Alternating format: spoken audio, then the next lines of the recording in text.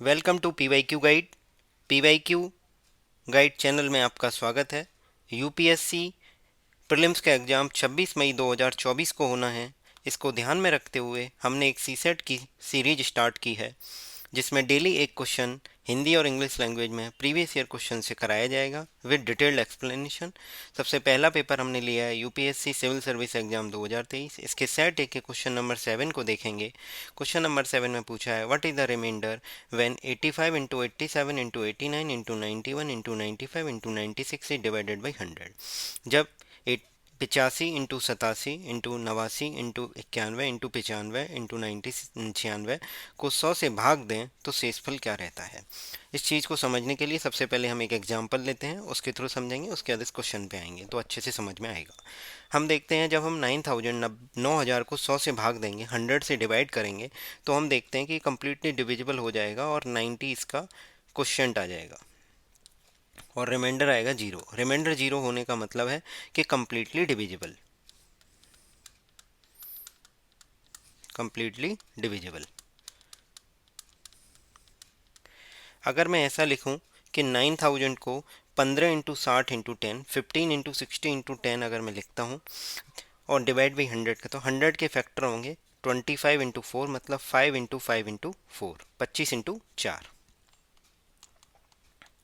ये 5 जो है इस 15 से कैंसिल आउट होगा और 3 बचेगा। 5 3 जा 15। ये 5 60 से, ये 5 10 से तो ये 2, ये 4 60 से तो ये 15। तो हम देखते हैं ये 5 इंटू 5 इंटू 4, ये जो पूरा ये एक्सप्रेशन था 15 इंटू 60 इंटू 10, 15 इंटू 60 इंटू 10 को जब 5 इंटू 5 इंटू 5 इंटू 4 से डिवाइड कर रहे हैं तो ये कम्प्लीटली डिविजिबल हो जाता है और रिमाइंडर आ रहा है 0। यही चीज़ हम यहाँ पे अप्लाई करने की कोशिश करेंगे। इस 100 को लिखेंगे 5 इंटू 5 इंटू 4। ये 5 इस 85 से 17 टाइम्स होगा, 17 बार। ये 5 95 से जाएगा 19 टाइम्स, 19 बार। ये 4 96 से जाएगा 24 टाइम्स, 24 बार। हम देख रहे हैं कि इस 100 के जो फैक्टर थे 5 into 5 into 4, 5 into 5 into 4, 25 into 4, वो पूरे के पूरे इस एक्सप्रेशन में जो भी नंबर दिए गए थे, इस एक्सप्रेशन में जो भी नंबर थे, जैसे 85 95 96, उससे कम्प्लीटली कट गए हैं। कम्प्लीटली कट गए हैं। जैसे 5 से 85 17 बार कटा, 5 से 95 19 बार कटा, 4 से 96 24 बार कटा। तो इसका मतलब ये है कि ये कम्प्लीटली डिविजिबल है, तो रिमाइंडर क्या आएगा? 0।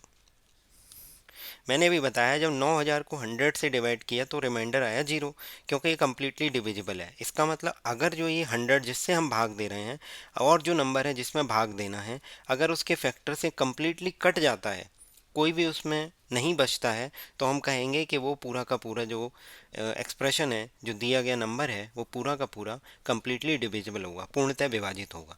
पूर्णतः विभाजित होने का मतलब है कि उसका शेषफल 0 होगा।